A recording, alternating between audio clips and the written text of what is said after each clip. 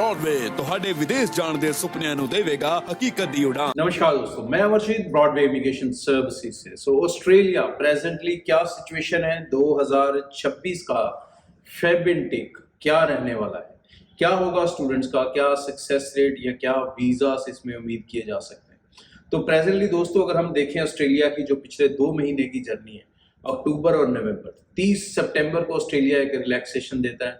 अक्टूबर में बहुत सारी फाइल्स लगती हैं, खासकर कॉलेजेस में लगती हैं, उसमें भी बड़ी बात है फेक डॉक्यूमेंट्स के साथ लगती हैं। यूनिवर्सिटीज़ में बहुत सारे डॉक्यूमेंट्स फेक के साथ अपनी फाइल्स लगाते हैं बच्चे। जल्दबाजी में बहुत सारी फाइल्स कंसल्टेंट के द्वारा फेक की जाती हैं, बड़ी कैंपेन एडवर्टीजमेंट की जाती है और सिर्फ 45 दिन के अंदर अंदर एम्बेसी ये सारा कुछ ट्रेस कर लेती है कि आप लोग क्या कर रहे हैं। और उसके बाद नए रूल्स आ जाते हैं 14 नवंबर के बाद।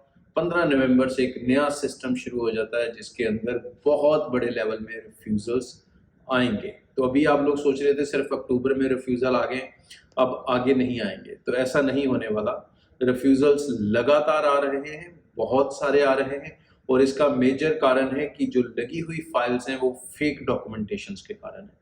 वो लोग अभी ना तो फाइल विड्रॉ कर रहे हैं और ना करने का कोई फ़ायदा है, तो डेफिनेटली वो डिसीजंस का वेट कर रहे हैं। तो इसका मतलब कि नवंबर दिसंबर के जो रिजल्ट्स आने वाले हैं वो 90% नेगेटिव ट्रेंडिंग में ही रहेंगे।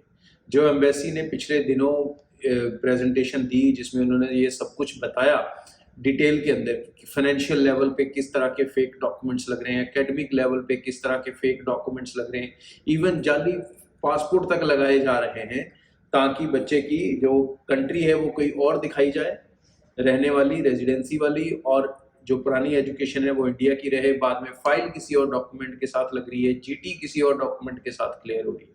तो ऐसे फ्रॉड्स बड़े लेवल पे हुए जिसका नतीजा ये निकला है कि अभी जो फेब इनटेक है वो एक तरह से, मैं देसी भाषा में कहूँ तो वो तबाह है।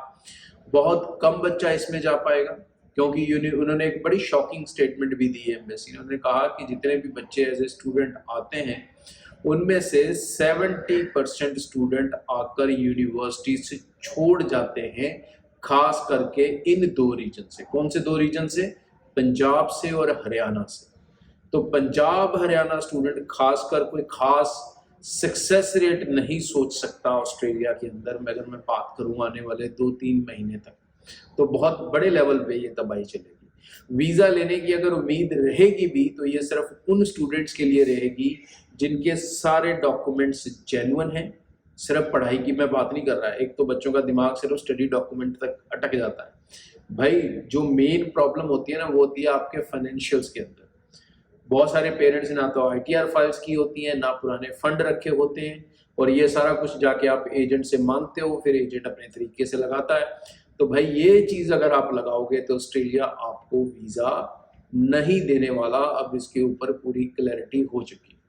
तो ऑस्ट्रेलिया जो भी अप्लाई करने की सोच रहा है, मैं उसे पहली एडवाइस दूंगा कि भाई अगर तुम्हारे अपने फंड्स नहीं, अगर तुम्हारे पेरेंट्स की अपनी फाइनेंशियल इनकम नहीं, तो ऑस्ट्रेलिया के लिए अपना समय और पैसा आप सिर्फ बर्बाद करोगे, उसका रिजल्ट कोई नहीं निकलेगा। अगर एकेडमिकली स्ट्रॉन्ग प्रोफाइल है तो US को अटेम्प्ट करो, that could give you better success rate than Australia. अगर एकेडमिक वीक है, फाइनेंशियल स्ट्रॉन्ग है, तो भाई UK और फिनलैंड और लाटविया ट्राई करो। तो सही ऑप्शंस अब आपको अपने प्रोफाइल के हिसाब से देखनी पड़ेंगी अगर आप चाहते हो कि आप अपनी ज़िंदगी को किसी अच्छे मुकाम तक पहुंचा पाओ। जुगाड़ से ये नहीं पहुंचेंगे। फेक डॉक्यूमेंट्स के रिफ्यूज़ल्स, बैन, ये सब चीज़ें आपको दूसरी कंट्रीज़ का वीज़ा लेने में भी या PR लेने में भी कल को मुश्किल कर सकती हैं। तो अपने डिसीजंस लेने से पहले 2 बार सोचें।